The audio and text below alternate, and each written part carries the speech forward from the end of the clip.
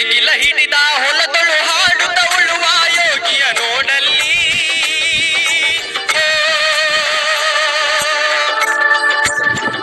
ಅದೇ ಈಗ ನಮ್ಮಿಂದ ಏನ್ ಮಾಹಿತಿ ಬೇಕು ಮೇಡಮ್? ಏನು ಗೊಬ್ಬರ ಉಪಯೋಗಿಸ್ತೀರಾ, ಇಳುವರಿ ಹೇಗ್ ತೆಗಿತೀರಾ, ಆ ರೀತಿ ಅದಕ್ಕೆ ಮಾಹಿತಿ ತಗೊಳಕ್ ಬಂದಿದ್ದೀವಿ. ರಾಸಾಯನಿಕ ಆಗ್ಲಿ ಕೆಮಿಕಲ್ಸ್ ಆಗ್ಲಿ ಯಾವ್ದು ಸ್ಪ್ರೇ ಮಾಡಿಲ್ಲ. ಅದು ಗೊಬ್ಬರ ಆಗಿನೂ ಕೆಲಸ ಮಾಡೈತೆ, ತಿರ್ಗ ಒಳ್ಳೆ ಒಂದು ಕೀಟನಾಶಕವಾಗಿ ಕೆಲಸ ಮಾಡಿ. ಇದು ಗೊಬ್ಬರ, ಇದು 3 ವರ್ಷದಿಂದ ಇದನ್ನೆಲ್ಲ ರೋಟವೇಟರ್ ಹೊಡೆದ್ಬಿಟ್ರೆ ಗೊಬ್ಬರ ಆಗೈತೆ. 3 ವರ್ಷಕ್ಕೆ 3 ಸುಳಿ ರೋಗ ಕಾಣಿಸ್ಕೊಳ್ಳಿ. ಸುಳಿ ರೋಗ ಬರ್ದಂಗೆ ಇಲ್ಲ ನೋಡ್ರಿ, ನುಗ್ಗಿ ಸೊಪ್ಪು ಇದು ಆ ಮಳೆಗ್ ನೆಂದ್ಬಿಟ್ಟು ಆ ಹುಳ ಬಂದು ಆ ವೈರಸ್ ಆಗಿ ಅದು ಏನಾದ್ರೂ ಚಿಟ್ಟೆ ಬಂದು ಸುಳಿ ರೋಗ ಮೊಟ್ಟೆ ಇಡುತ್ತಲ್ಲ, ಆ ಮೊಟ್ಟೆ ಇಡ್ದಂಗೆ ಪ್ರೊಟೆಕ್ಟ್ ಮಾಡುತ್ತೆ. ಹೂ ತರ ಇದೆ. ಯಾಕಂದ್ರೆ ಬರೀ ಇದು ಕಟ್ಟಿಗೆ ಓಡಾಡಲ್ಲ, ಉಳಿಮೆನೆ ಜಾಸ್ತಿ ಹೋಲ್ಸ್ ಏನಾಗಿದಾವಲ್ಲ ನೋಡ್ರಿ, ಇವೆಲ್ಲ ಎರೆಹುಳ ನೋಡ್ರಿ, ಎರೆಹುಳುಗಳು ಎರೆಹುಳು ಇದ್ದೇ ಇರುತ್ತೆ. ಇಲ್ಲ ನೋಡ್ರಿ, ಬುಡದಾಗಂತೂ ಉಳಿಮೆ ಮಾಡಿರಲ್ಲ. ಇಲ್ಲ ನೋಡ್ರಿ, ನೋಡ್ರಿ ನೋಡ್ರಿ ಎರೆಹುಳ ಇದೆ ನೋಡ್ರಿ, ನೋಡ್ರಿ ಎಷ್ಟಿದೆ. ಇಲ್ಲ ನೋಡ್ರಿ, ನೋಡ್ರಿ ನೋಡ್ರಿ. ಹೌದು ಸರ್, ಹೌದು. ಒಂದು ಎರೆಹುಳ ಇದೆಯಲ್ಲ, ಒಂದು ದಿನಕ್ಕೆ 5 ಗ್ರಾಮ್ನಷ್ಟು ಅಕ್ಕಿ ಹಾಕುತ್ತೆ. ನಮಸ್ತೆ ಮೇಡಮ್. ನಮಸ್ತೆ ಸರ್. ಮೇಡಮ್, ನೀವು ಫಸ್ಟ್ ನಮ್ ತೋಟಕ್ಕೆ ವಿಸಿಟ್ ಬಂದಿದ್ದೀರಾ. ನೀವ್ ಏನ್ ಬಂದಿದ್ರೆ, ಯಾಕೆ ಬಂದಿದ್ರ ನನಗ್ ಗೊತ್ತಿಲ್ಲ.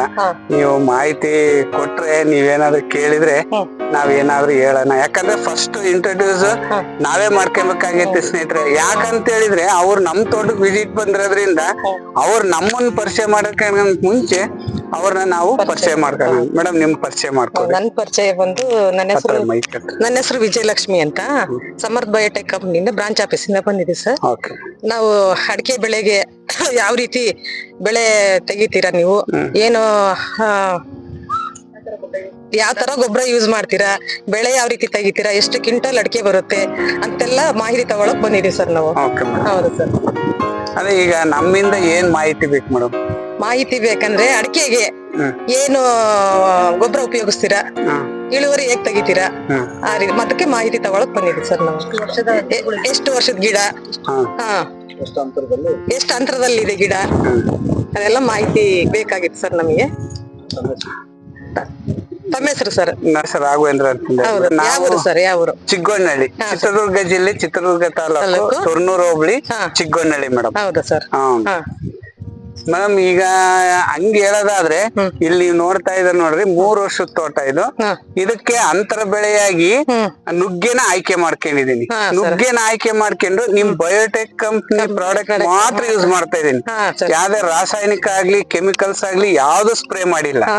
ಅದು ಗೊಬ್ಬರ ಆಗಿನೂ ಕೆಲಸ ಮಾಡೈತೆ, ತಿರ್ಗ ಒಳ್ಳೆ ಒಂದು ಕೀಟನಾಶಕವಾಗಿ ಕೆಲಸ ಮಾಡೈತೆ. ಯಾವ ರೀತಿ ಅಂತ ಹೇಳಿದ್ರೆ ಇವನು ನೀವು ತೋರಿಸ್ರಿ ಸರ್.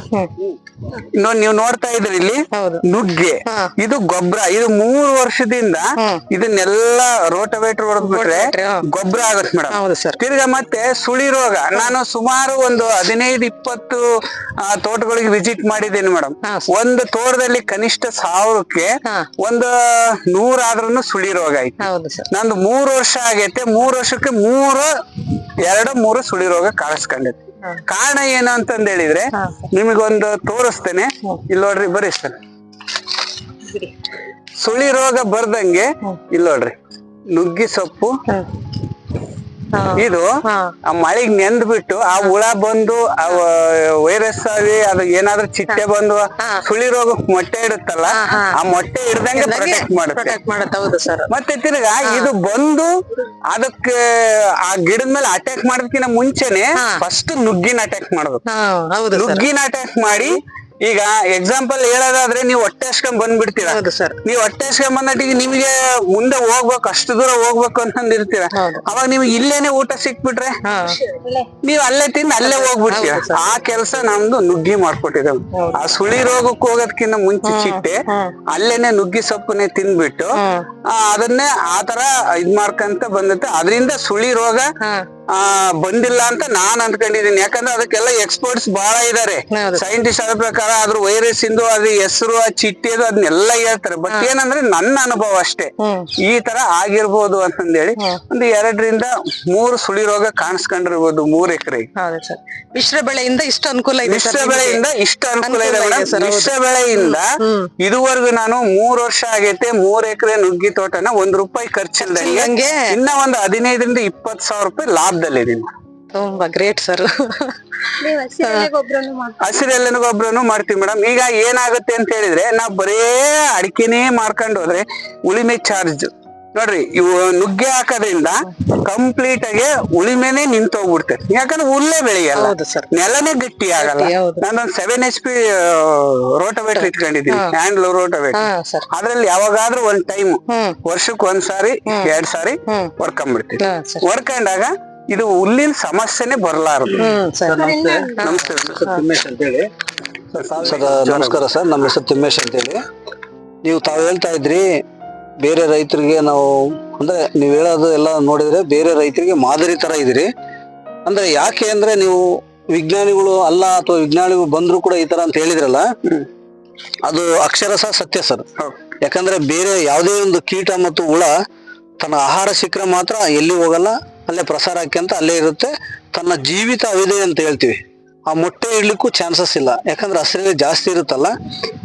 ಪರಾವಲಂಬಿ ಮತ್ತೆ ಅವಲಂಬಿ 2 ಕೀಟಗಳು ಜೊತೆಗಿರುತ್ತೆ. ಅದು ಪರಾವಲಂಬಿ ಏನಿದೆ ರೈತರಿಗೆ ಸಹಕಾರಿ ಆಗುತ್ತೆ. ಯಾವುದು ನಾವು ಎರೆಹುಳ ಬೇರೆದನ್ನ ತಿಂದು ಜೀವನ ಮಾಡುತ್ತದು ಅದು ರೈತನಿಗೆ ಲಾಭದಾಯಕ ಸರ್. ಇನ್ನೊಂದು, ನೀವು ಇಷ್ಟೆಲ್ಲ ಮಾಡ್ತಾ ಇದ್ರಲ್ಲ, ನೀವು ಮೊದಲಿಂದಲೂ ಯಾರಾದ್ರೂ ರೈತರು ನೋಡಿದ್ರ ಅಥವಾ ನೀವೇ ಸ್ವಂತ ಮಾಡ್ಬೇಕಲ್ಲ? ಸರ್, ನಾನೇ ಸ್ವಂತವಾಗೇನೇನೆ ಎಲ್ಲ ಗೈಡೆನ್ಸ್ ತಗೊಂಡ್ಬಿಟ್ಟು ನಾನು ಜಾಸ್ತಿ ಹೇಳ್ದಂಗ್ ಕೇಳ್ಕಂತ ಹೋದ್ರೆ ಅದೇನು ಆಗೋದಿಲ್ಲ. ಬಟ್ ಇನ್ನೊಂದೇಂದ್ರೆ ಪ್ರಾಕ್ಟಿಕಲ್ ಆಗಿ ಮಾಡ್ತಾ ಹೋಗ್ತೀನಿ. ಒಂದ್ ಸ್ವಲ್ಪ ಒಂದು 6 ತಿಂಗಳು ವರ್ಷ ಒಂದ್ ಸ್ವಲ್ಪ ರಿಸರ್ಚ್ ಮಾಡಿದೆ. ನುಗ್ಗೆಗೂ ಮತ್ತು ಅಡಿಕೆಗೆ ಇರ್ತಕ್ಕಂತ ಸಂಬಂಧದ ಬಗ್ಗೆ ಯೋಚನೆ ಮಾಡಿದೆ. ನುಗ್ಗಿಗೆ ಅಡಿಕೆಗೆ ಇರ್ತಕ್ಕಂಥದ್ದು ತಾಯಿ ಮಗಳ ಸಂಬಂಧ. ತುಂಬಾ ಥ್ಯಾಂಕ್ಸ್. ಅಡಿಕೆ ಗಿಡನ ತಾಯಿ ಒಬ್ಬ ಮಗಳನ್ನ ಹೆಂಗೆ ರಕ್ಷಣೆ ಮಾಡ್ತಾಳೋ ಆ ತರ ಇದು ಪ್ರೊಟೆಕ್ಟ್ ಮಾಡುತ್ತೆ. ಇದರಿಂದ ಯಾವ್ದೇ ರೀತಿ ತೊಂದರೆ ಆಗಲ್ಲ ಸರ್. ಇದರಿಂದ ನೈಟ್ರೋಜನ್ ಸ್ಥಿರೀಕರಿಸುತ್ತೆ. ಅಡಿಕೆಗಳಿಗೆ ನೀವೆಲ್ಲ ಗಮನಿಸಬಹುದು, ಗೊಬ್ಬರ ಇಲ್ಲ, ನೀರ್ ಮತ್ತೆ ಅಮೇಜಿಂಗ್ ವರ್ಕ್ ಅಂತಂದ್ರೆ 3/4 ಇಂದ 1 ಇಂಚ್ ನೀರೊಳಗೆ 3 ಎಕರೆ ಮಾಡಿದ್ವಿ ನೋಡ್ರಿ ತೋಟನ. ನೀರು 40% ರಿಂದ 50% ಕಮ್ಮಿ ಆದ್ರೂ ನುಗ್ಗಿ ನೆರಳಿರುತ್ತಲ್ಲ, ಕಂಪ್ಲೀಟ್ ಆಗಿ ತಂಪು ವಾತಾವರಣ ಇರುತ್ತೆ. 30-35 ಡಿಗ್ರಿ ಇದ್ರೂನು ವಾತಾವರಣ ಇರುತ್ತೆ. ಯಾಕಂದ್ರೆ ಅದ್ ಏನ್ ಮಾಡುತ್ತೆ ಅಂದ್ರೆ ಪ್ರೊಟೆಕ್ಟ್ ಮಾಡ್ಕೊಳತ್ತೆ. ಹೆಂಗ್ ಪ್ರೊಟೆಕ್ಟ್ ಮಾಡ್ಕೊಳತ್ತೆ ಅಂದ್ರೆ ಎಲೆಗಳು ಕಾಂಡಗಳು ಹಣ್ಣಾಗಿ ಉದುರ್ತಾ ಇರ್ತವೆ, ಮೇಲೆಲ್ಲ ಹಾಸಿಗೆ ಮಾಡ್ದಂಗ್ ಮಾಡ್ಕೊಂಡ್ಬಿಡುತ್ತೆ ಮಣ್ಣನ್ನ. ಆ ತೇವಾಂಶನೂ ಆರೋದಿಲ್ಲ, ಬುಡಕ್ಕೆ ಅದ್ರ ನೆರಳು ಬೀಳುತ್ತೆ, ಈ ಕಡೆ ಜಾಗಕ್ಕೆ ತೇವಾಂಶ ಬೀಳುತ್ತೆ. ಬಹಳಷ್ಟು ನಮ್ ರೈತರು ಏನ್ ಮಾಡ್ತಾರೆ ಅಂತ ಹೇಳಿದ್ರೆ ಅಡಿಕೆ ಗಿಡನ ಹೊರಗಡೆ ಬೆಳೆಯಕ್ಕೆ ಇಷ್ಟಪಡ್ತಾರೆ. ಈಗ ನೋಡ್ರಿ, ಎಕ್ಸಾಂಪಲ್ ಆಗಿ 3 ವರ್ಷಕ್ಕೆ ಅಡಿಕೆ ಗಿಡನ ಹೊರಗೆ ಬೆಳೆದಿದ್ರೆ ಕನಿಷ್ಠ ಅಂತಂದ್ರೆ 2 ರಿಂದ 3 ಲಕ್ಷ ಸಾಲಗಾರ ಆಗ್ತಿತ್ತು. ಅವನ ಜೀವನ ಮಟ್ಟ, ಅವನು ಉಣ್ಣೋದು ತಿನ್ನೋದು ಮಾಡೋದು ಅದನ್ನೆಲ್ಲ ಸೇರಿದ್ರೆ ಒಂದ್ 5 ಲಕ್ಷ ಖರ್ಚಾಗುತ್ತ. ಒಂದ್ 5 ಲಕ್ಷ ಖರ್ಚಾಗುತ್ತೆ. ಸ್ನೇಹಿತರೆ, ನಾನು ನುಗ್ಗಿ ಬೆಳೆ ಹಾಕಿ ₹1 ಖರ್ಚಿಲ್ದಂಗೆ ಈಗ ಒಂದ್ 20-30 ಸಾವಿರ ರೂಪಾಯಿ ಲಾಭದಲ್ಲಿ. ಸರ್, ಇನ್ನೊಂದಿದು ಎಡಿಮುಂಡಿ ರೋಗ ಅಂತ ಬರುತ್ತೆ. ಎಡಿಮುಂಡಿ ರೋಗ ಅಂತ ಮೇಡಮ್, ಇಡೀ ಮುಂಡಿಗೆ ರೋಗ ಯಾಕೆ ಬರುತ್ತೆ ಅಂತ ಹೇಳಿದ್ರೆ ಅದು ಒಂದು ಶಾರೀರಿಕ ಗುಣಧರ್ಮ. ಅದು ಅತಿ ಹೆಚ್ಚು ಉಳಿಮೆಯಿಂದನೂ ಬರಬಹುದು. ತಿರ್ಗಿ ಆಮೇಲೆ ಟೈಟ್ ಆಗಿರುತ್ತೆ. ಇದು ಬೇರು ಉಸಿರಾಡುತ್ತೆ ಮೇಡಮ್. ಉಸಿರಾಡೋದಕ್ಕೆ ಯಾವಾಗ ತೊಂದರೆ ಆಗುತ್ತೋ ಅಲ್ಲಿ. ನಂದು ಬೆಸ್ಟ್ ಎಕ್ಸಾಂಪಲ್ ಅಂತಂದ್ರೆ ಲಾಸ್ಟ್ ಇಯರ್ 2-3 ಟೈಮ್ಸ್ ಸ್ಲಾಶರ್ ಅಂತ ಹೊಡಿಸಿದೆ. ಚೈನಿಂಗ್ ಬರುತ್ತೆ. ನೆಲನ ಹೆಂಗ್ ಮಾಡ್ಬಿಡುತ್ತೆ ಅಂತಂದ್ರೆ ಮೇಲೋದೇನೆ ಫುಲ್ ಮಾಡ್ಬಿಡುತ್ತೆ. ಇದಕ್ಕೆ ಏನ್ ಬೇಕು ಅಂತಂದ್ರೆ ನೀರ್ ಎಷ್ಟು ಬೇಕು, ಗಾಳಿ ಅಷ್ಟೇ ಬೇಕಾಗುತ್ತೆ. ಇದು ಮೇನ್ ಏನ್ ಬೇಕಾಗುತ್ತೆ ಅಂತ ಹೇಳಿದ್ರೆ ಬುಡದಲ್ಲಿ ಸಪೋರ್ಟಿಂಗ್ ರೂಟ್ಸ್, ನೆಕ್ಸ್ಟ್ ಬಿಟ್ಟು ಏರ್ ರೂಟ್ಸ್, ನೆಕ್ಸ್ಟ್ ಬಿಟ್ಟು ಇಲ್ಲಿರುತ್ತೆ ಫೀಡ್ ರೂಟ್ಸ್. ಇಲ್ಲಿ ಸಪೋರ್ಟಿಂಗ್ ರೂಟ್ಸ್ ಈ ಗಿಡನ ಪ್ರೊಟೆಕ್ಟ್ ಮಾಡೋದಕ್ಕೆ ಎಷ್ಟು ಹೈಟ್ ಅನ್ನ ಹೋಗ್ಲಿ ಎಳೆದು ಇಟ್ಕೊಳ್ಳೋದಕ್ಕೆ ಅದಕ್ಕೆ ಇಷ್ಟಿಷ್ಟಪ್ಪ ಬೇರುಗಳು ಇರ್ತವೆ. ನೆಕ್ಸ್ಟ್ ಸ್ವಲ್ಪ ಮುಂದೆ ಬಂದ್ರೆ ಏರ್ ರೂಟ್ಸ್. ಇದು ಯಾವುದೇ ಕಾರಣಕ್ಕೂ ಬುಡದಿಂದ 1-1.5 ಅಡಿ ದೂರ ಉಳಿಮೆ ಮಾಡಬಾರ್ದು, ಗೊಬ್ಬರ ಹಾಕ್ಬಾರ್ದು, ನೀರ್ ಹಾಕ್ಬಾರ್ದು, ಏನು ಮಾಡಬಾರ್ದು. ಯಾಕಂದ್ರೆ ಇಷ್ಟರಿಂದ ಅದು ಬೇಡದೇ ಇರೋ ವಸ್ತು. ಇಷ್ಟಕ್ಕೆ ಬೇಕಾಗಿಲ್ಲ, ಯಾಕಂದ್ರೆ ಇವು ಡ್ಯಾಮೇಜ್ ಆಗೋ ಚಾನ್ಸಸ್ ಬಹಳ ಇತ್ತು. ನಿಮಗೆ ಬೇಕಾಗಿರೋದು ಒಂದ್ ಅಡಿ ಮೇಲೆ ನೀವು ಕೊಟ್ರೆ ತಗೊಳತ್ತೆ. ಈಗ ನಾವು ಹೆಚ್ಚಿನ ಉಳುಮೆ ಮಾಡೋದಾಗ್ಲಿ, ಈಗ ನೋಡ್ರಿ ಟ್ರ್ಯಾಕ್ಟರ್ ಓಡಿಸ್ತಾರೆ, ಟ್ರ್ಯಾಕ್ಟರ್ ಈ ಕಡೆ ಒಂದ್ ರೌಂಡ್ ತೋರಿಸ್ತಾರೆ, ಈ ಕಡೆ ಒಂದ್ ರೌಂಡ್, ಈ ಕಡೆ ಒಂದ್ ರೌಂಡ್, ಕತ್ತು ಸಿಗದಂಗೆ ಊಟಕ್ಕಿಟ್ಟು ಕತ್ತು ಹಿಡ್ಕೊಂಡ್ಬಿಟ್ರೆ ಹೆಂಗಾಗತ್ತೆ ಹೇಳ್ರಿ, ಟೈಟ್ ಸುಮಾರು ಟನ್ ಗಟ್ಲೆ ಇರುತ್ತೆ ಟ್ರ್ಯಾಕ್ಟರ್. 4 ಲೈನ್ ಟೈರ್ ತುಳಿತು ಅಂತ ಹೇಳಿದ್ರೆ ನೆಲ ಹಾರ್ಡ್ ಬಂದ್ಬಿಡುತ್ತೆ. ಅವಾಗ ಇದೇನ್ ಮಾಡುತ್ತೆ, ಆಟೋಮೆಟಿಕ್ ಆಗಿ ಉಸಿರು ಕಟ್ಟ ಆದ ತಕ್ಷಣನೇ ಅದು ಬಗ್ಗುತ್ತೆ. ಅದು ಇಡುಮುಂಡಿಗೆ ರೋಗ. ಈಗ ನಾವ್ ಹೇಳೋದು ಏನಂತಂದ್ರೆ ಏನು ಬೇಡ ನೋಡ್ರಿ, ನಾನು ಏನ್ ಹಾಕಿದ್ನಿ, ಏನೇನು ಹಾಕಿಲ್ಲ. ನುಗ್ಗೆ ಹಾಕೋದು, ಹಿಂಗ್ ರೋಟೋವೇಟರ್ ಓಡಿಸೋದು, ಈಗ ಏನಾದ್ರು ಒಂದ್ ಸ್ವಲ್ಪ ಅವ್ರೆ ಅದು ಏನಾದ್ರು ಹಸಿರೆಲೆ ಗೊಬ್ಬರನ ಈಗ ಬರೋಷ್ಟೊತ್ತಿಗೆ ಇದ್ ಬರೋ ಟೈಮ್ ಐತಲ್ಲ, ಈ ಟೈಮ್ ಲಾಸ್ ಆಗ್ಬಾರ್ದು. 3 ತಿಂಗಳಿಗೆ ಒಂದು ಇನ್ಕಮ್ ಯಾವ್ದನ್ನ ಒಂದು ತಗೊಂಡ್ಬಿಡ್ಬೇಕು. ಈಗ ಅವರೇ ಆಗ್ಲಿ, ಸದ್ಯಕ್ಕೆ ಈಗ ಅವರೇನೆ ಬರೋದು. ಈಗ ಅವರೇ ತಗೊಂಡ ತಕ್ಷಣ ಅಷ್ಟೊತ್ತಿಗೆ ಇದು ಹೂವಿಗೆ ಬರುತ್ತೆ. ಇದನ್ನ ಅವಾಗ ಎಲ್ಲಾರು ಕಟಿಂಗ್ ಮಾಡೋದು, ಫ್ಲೋನಿಂಗ್ ಮಾಡೋದು, ಅದನ್ನೆಲ್ಲ ಕಟ್ಟೋದು, ಅದನ್ನೆಲ್ಲ ಮಾಡೋಷ್ಟೊತ್ತಿಗೆ ಡಿಸೆಂಬರ್ ಜನವರಿ ಅನ್ನೋಷ್ಟೊತ್ತಿಗೆ ನಮ್ಗೆ ಇನ್ಕಮ್ ಸ್ಟಾರ್ಟ್ ಆಗುತ್ತೆ. ಸರ್, ಎಷ್ಟು ಬೋರ್ ಇದೆ ನಿಮ್ಮಲ್ಲಿ? ಈ ವರ್ಷ ಎಲ್ಲಾ ರೈತರು ಕೂಡ, ಅಡಿಕೆ ರೈತರು ಯಥೇಚ್ಛವಾಗಿ ನೀರ್ ಬೇಕು ಅಥವಾ ನೀರಿನ ಅಭಾವ ಎದುರಿಸ್ತಕ್ಕಂತ ಸರ್ವೇ ಸಾಮಾನ್ಯ ಆಗಿಬಿಟ್ಟಿದೆ. ಹಾಗಾಗಿ ನಿಮ್ಮ ಅನುಭವದ ಮಾತಂದ್ರೆ, ಈಗ ನಿಮ್ಮ ಇದರಲ್ಲಿ ಎಷ್ಟು ಹಚ್ಚ ಹಸಿರು ಇದಾವೆ ಗಿಡ, ಬೇಸಿಗೆಯಲ್ಲೂ ಕೂಡ ನೀರಿಂದ ಏನಾದ್ರು ಅಭಾವ ಆಗುತ್ತಾ ಈ ತರ ಹಸಿರೆಲೆ ಇದ್ ಮಾಡೋದ್ರಿಂದ, ಅಥವಾ ಏನು ಒಳ್ಳೇದಾಗುತ್ತಾ? ಸರ್, ಇವಾಗ ನೀವು ಎಷ್ಟು ಜನ, 2, 4, 6, 7 ಜನ ಇದೀವಿ. 7 ಜನ ಈಗ ಹಾಕ್ತೇವೆ, 7 ಜನಕ್ಕೆ ಊಟ ಬೇಕು. ಇಲ್ಲ ನಾವು 3 ತಂದಿರೋದು ಊಟನ, ಈ 7 ಜನ ಊಟ ಮಾಡ್ಬೇಕು. ಈ 3 ಸ್ಟ್ರೆಂತ್ ಆಗಿರ್ಬೇಕು, 3 ಚೆನ್ನಾಗಿರ್ಬೇಕು ಅಂತಂದ್ರೆ 7 ಜನನು ಹಂಚ್ಬೇಕು. ಯಾವ ರೀತಿ ಹಂಚ್ಬೇಕು, ಇರೋ ಆಹಾರನ ಫಸ್ಟ್ 7 ಭಾಗ ಮಾಡ್ಬೇಕು. 7 ಭಾಗ ಮಾಡ್ಬೇಕು. ಈಗ ನಮ್ ಬೋರ್ವೆಲ್ ಎಷ್ಟಿದಾವೆ, ನೀರ್ ಎಷ್ಟು ಬರ್ತೈತೆ, ಈಗ ಫುಲ್ ಒಂದ್ 20 ವರ್ಷದ ತೋಟ ಐತೆ, ಅದಕ್ಕೆ ಎಷ್ಟು ನೀರ್ ಬೇಕು, ಇದಕ್ಕೆ ಎಷ್ಟು ನೀರ್ ಬೇಕು, ಇದಕ್ಕೆ ಎಷ್ಟು ಕೊಟ್ರೆ ನಡೆಯುತ್ತೆ, ಅದಕ್ಕೆ ಎಷ್ಟು ಕೊಟ್ರೆ ನಡೆಯಲ್ಲ. ಈಗ ನೋಡ್ರಿ, ಎಕ್ಸಾಂಪಲ್ ಊಟದ ವಿಚಾರಕ್ಕೆ ಮತ್ತೆ ವಾಪಸ್ ಬರೋದಾದ್ರೆ, ಏಜ್ ಆಗಿರೋರು ಇದೀವಿ, ಒಂದ್ ಸ್ವಲ್ಪ ಊಟನೇ ಕೇಳ್ತಾರ ಅವರು. ಹೌದು. ಈಗ ಹುಡುಗರು ಸ್ಟ್ರೆಂತ್ ಇರೋರು ಏನಾಗುತ್ತೆ, ಇಮ್ಯುನಿಟಿ ಒಂದ್ ಸ್ವಲ್ಪ ಸ್ಟ್ರೆಂತ್ ಇರ್ತಾರೆ, ಅವ್ರಿಗೆ ಸ್ವಲ್ಪ ಕೊಟ್ರು ಸುಧಾರಿಸ್ಕೊಂಡ್ಬಿಡ್ತಾರ. ಅವ್ರು ನೀರ್ ಕುಡಿದು ಸುಧಾರಿಸ್ಕೊಂತಾರೆ. ಆ ಏಜ್ ಆಗಿರೋದು ಆತರ. ಈ ಗಿಡನು ಅಷ್ಟೇನೆ, ನಾವು ಆ ಆಧಾರದ ಮೇಲೆ ಇದನ್ನ ಮಾಡ್ತಾ ಹೋಗ್ತೀವಿ. ಇಲ್ಲ ಅಂತಂದ್ರೆ ಅರ್ಧ ಇಂಚು 3/4 ಇಂಚು ನೀರ್ನಾಗೆ 3 ಎಕರೆ ತೋಟ ಮಾಡ್ತಂದ್ರೆ ಅದು ಸುಳ್ಳು ಅಂತ ಈಸಿಯಾಗೇನೆ ಹೇಳ್ಬಿಡ್ತಾರೆ. ಸರ್, ಇದಕ್ಕಿಂತ ದೊಡ್ಡ ತೋಟನೂ ಇದೆಯಾ ನಿಮ್ದು? ದೊಡ್ಡ ತೋಟನೇ ಇದೆ ಸರ್, ಅದೊಂದು 20 ವರ್ಷದ್ದು ತೋಟ. 20 ವರ್ಷದ್ದು. ಹೋದ ವರ್ಷ ಎಷ್ಟು ಬೆಳೆ ತೆಗೆದು ಸರ್? ಈಗ ಅದಕ್ಕಿಂತ ಹಿಂದಿನ ವರ್ಷ ಅದೇ ಸೂಪರ್ ಕುರಿ ಗೊಬ್ಬರ ಎಲ್ಲ ಹಾಕ್ತಿದ್ವಿ, ಬಟ್ ಬರೀ 30, 36, 37 ಕ್ವಿಂಟಲ್ ಬಂತು. ನೆಕ್ಸ್ಟ್ ಇಯರ್ ನೀವು ಸಿಕ್ಕು ಎಲ್ಲ ಇದ್ ಮಾಡಿದ್ಮೇಲೆ ನಿಮ್ದೆ ಒಂದು 20-30 ಕ್ವಿಂಟಲ್ ನ ಒಂದು 2 ಟೈಮ್ಸ್ ಸಾವಯವ ಗೊಬ್ಬರ ಹಾಕಿದ್ರಿ.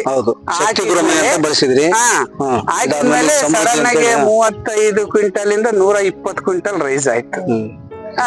ಈ ಸರಿನೂ ಒಳ್ಳೆ ಪ್ರಮಾಣದಲ್ಲಿ ಸಾವಯವ ಗೊಬ್ಬರ ಬಳಸಿದ್ಮೇಲೆ 120 ಕ್ವಿಂಟಲ್ ರೈಸ್ ಬಳಸಿದ್ವಿ ಅಂದ್ರಲ್ಲ. ಒಂದು ಗಿಡಕ್ಕೆ, ಒಂದು ಮರಕ್ಕೆ ಎಷ್ಟು ಪ್ರಮಾಣದಲ್ಲಿ ಕೊಟ್ಟಿದ್ರಿ ಸರ್? ಗಿಡ ಹೆಚ್ಚು ಕಮ್ಮಿ ಹಿಂದು ಮುಂದೆ ಇರೋದ್ರಿಂದ ನಾನು ಸುಮಾರು 3 kg ಇಂದ ಹಿಡಿದು 1 kg ವರ್ಗನು ಕೊಟ್ಟಿದ್ವಿ. ಗಿಡದ ಮೇಲೆ ದೊಡ್ಡ ಗಿಡಕ್ಕೆ ಒಂದು 3 ಇಂದ 4 kg, ಅದಕ್ ಗಿಡ ನೋಡ್ಬಿಟ್ಟು ಕೊಡಬೇಕು. ಚಿಕ್ಕ ಗಿಡಕ್ಕೆ ಅಷ್ಟೇ ಕೊಟ್ರೆ ವೇಸ್ಟ್ ಆಗುತ್ತೆ. ಈ ಚಿಕ್ಕ ಗಿಡಕ್ಕೂ ಕೊಟ್ಟಿದ್ರಿ ಸರ್ ನೀವು? ಚಿಕ್ಕ ಗಿಡ ಸ್ವಲ್ಪ ಪ್ರಮಾಣ ಕೊಟ್ಟಿದ್ವಿ, ಯಾಕಂದ್ರೆ ಜಿಂಕು, ಬೋರಾನ್, ಮ್ಯಾಗ್ನೀಷಿಯಂ ಸ್ವಲ್ಪ ಇರುತ್ತಲ್ಲ, ನ್ಯೂಟ್ರಿಯೆಂಟ್ಸ್ ಬೇಕಲ್ಲ, ಅದಕ್ಕೆ. ಈ ಕಳೆದ ವರ್ಷ ಕೊಟ್ಟಿದೀವಿ ನೋಡ್ರಿ. ಬೇರೆ ಯಾರ ತೋಟಗಳಿಗೆ ಹೋದ್ರು ಈ ತರ ಕಾಣಿಸ್ತಾ ಇಲ್ಲ. ಹೌದು ಸರ್, ಹೌದು. ಎಲ್ಲ ಹೇಳಿದ್ರು, ಈಗ ನುಗ್ಗಿ ಕಡ್ದ್ ಬಿಡ್ತೀಯ, ನುಗ್ಗಿ ಕಡ್ದ ತಕ್ಷಣ ಬಿಸ್ಲಿಗೆ ಬಿದ್ದ್ಬಿಡ್ತತೆ, ಬಿಸ್ಲಿಗೆ ಬಿದ್ದು ಕೆಂಪಗಾಗ್ಬಿಡ್ತದೆ ತೋಟ ಅಂತಂದೆ. ಈಗ ಕೆಂಪುಗುನು ಆಗಿಲ್ಲ, ಏನಿಲ್ಲ. ಅವಾಗ್ಲೇ 20 ದಿವಸ 25 ದಿವಸ ಆಗೋಯ್ತು. ಹೌದು, ಸತ್ಯ. ನೋಡಿ ರೈತ ಬಾಂಧವರೇ, ಅಂದ್ರೆ ಯಾವುದೇ ಒಂದು ಬೆಳೆಯಲ್ಲಿ 16 ಪೋಷಕಾಂಶ ಬೇಕಾಗುತ್ತೆ. ಹಾಗಾಗಿ ನೋಡಿ, ಇದರಲ್ಲಿ ಇರ್ತಕ್ಕಂಥದ್ದು ನೈಟ್ರೋಜನ್ ಯಾವ ತರ ಫಿಕ್ಸೇಷನ್ ಆಗಿದೆ. ಗಿಡ ಯಾವಾಗಲೂ ಗಿಣಿ ಹಸಿರು ಇರ್ಬೇಕು. ಬಹಳ ಕರಗಿದ್ರೆ ರೋಗ, ಅಥವಾ ಹಳದಿ ಬಣ್ಣ ಬಂದ್ರು ರೋಗನೇ. ಇದು ಗಿಣಿ ಹಸಿರು ಇರುತ್ತೆ. ನೀವು ತೋಟ ನೋಡಿ, ಕೆಲವೊಂದನ್ನ ನೋಡ್ತಾ ಅಂದ್ರೆ ಆ ಗಿರಿಗಳು ಏನಿದಾವಲ್ಲ, ಅವು ಏಜ್ ಆದ ಗಿರಿಗಳು ಕೆಳಗಿದಾಗುತ್ತೆ. ಯಾಕಂದ್ರೆ ಇದು ನುಗ್ಗಿ ಹಾಕಿದ್ರಿಂದ ಈ ತರ ಇದೆ. ನುಗ್ಗಿ ಬಡ್ಡೆ ನೋಡ್ರಿ, ತುಂಬಾ ಎರಡೂ ಕಡೆನೂ ಕೂಡ ಹರಡ್ಕೊಂಡಿತ್ತು. ಈ 3 ತಿಂಗಳಿಂದ ಬಂದಾಗ ಈಗೆಲ್ಲ ಕಟಾವ್ ಮಾಡಿದಾರೆ. ಸರ್, ನುಗ್ಗಿನ ಈ ವರ್ಷ ಇನ್ನ ಎಷ್ಟು ವರ್ಷ ಬಿಡ್ತೀರಾ? ಇನ್ನೊಂದ್ಸರಿ ಏನಂತ ಹೇಳಿದ್ರೆ, ನಮಗೆ ರೋಗ ನಿರೋಧಕವಾಗಿ ಅಡಿಕೆ ಬೆಳೆದಿದ್ದಲ್ದೆ 2.5 ವರ್ಷಕ್ಕೆನೆ ಒಂಬಾಳೆ ಹೊಡೆದಿದಾವ್. ಹಾ ನೋಡ್ರಿ ಸುಮ್ನೆ ಅದು 30 ಬಹಳ ಸತ್ಯ. 35 ಗಿಡಗಳು ಒಂಬಾಳೆ ಹೊಡೆದವೆ. 4-5ನೇ ವರ್ಷದಾಗೆ ನಾವು ಹೆಚ್ಚಿನ ನಿರೀಕ್ಷೆ ಮಾಡ್ಬೋದು. ಅದೇ ಸರ್ ಅದೇ ಆ ಫಸಲ ನಿರೀಕ್ಷೆ. ಈಗ ಒಂದ್ ಸ್ವಲ್ಪ ಬಿಸಿಲಿನ ಪ್ರಮಾಣ ಬೇಕು ಅನ್ಸುತ್ತೆ. ಅದಕ್ಕೆ ಈಗ ನುಗ್ಗಿನ ಸೆಕೆಂಡ್ ಹಾಫ್ ಕಟ್ ಮಾಡ್ತೀವಿ. ಅಂದ್ರೆ 5ರಿಂದ ಬೇರೆ ಮೇಲ್ ಸುಳಿ ಭಾಗಕ್ಕೆ ಅಡಿಕೆಗೆ ಬಿಸಿಲು ಬೀಳ್ಬೇಕು, ನೆಲಕ್ ಮಾತ್ರ ಬೀಳ್ಬಾರ್ದು ಅನ್ನೋ ದೃಷ್ಟಿಯಿಂದ ಈಗ ಹೊಸ್ದಾಗೇನೆ ನಾನೇ ಇದ್ ಮಾಡ್ತಿರೋದು. ಕೆಳಗೇನೆ ಮಾಡ್ಬಿಡೋಣ. ಯಾಕಂದ್ರೆ ಉಳಿಮೆ ಮಾಡೋ ತಪ್ಪುತ್ತೆ, ಔಷಧಿ ಹೊಡಿಯೋ ತಪ್ಪುತ್ತೆ, ಕಳೆ ಕೀಳೋದ ಸುಮಾರು ಲಕ್ಷಗಟ್ಲೆ ಓದ್ಬಿಡ್ತದೆ.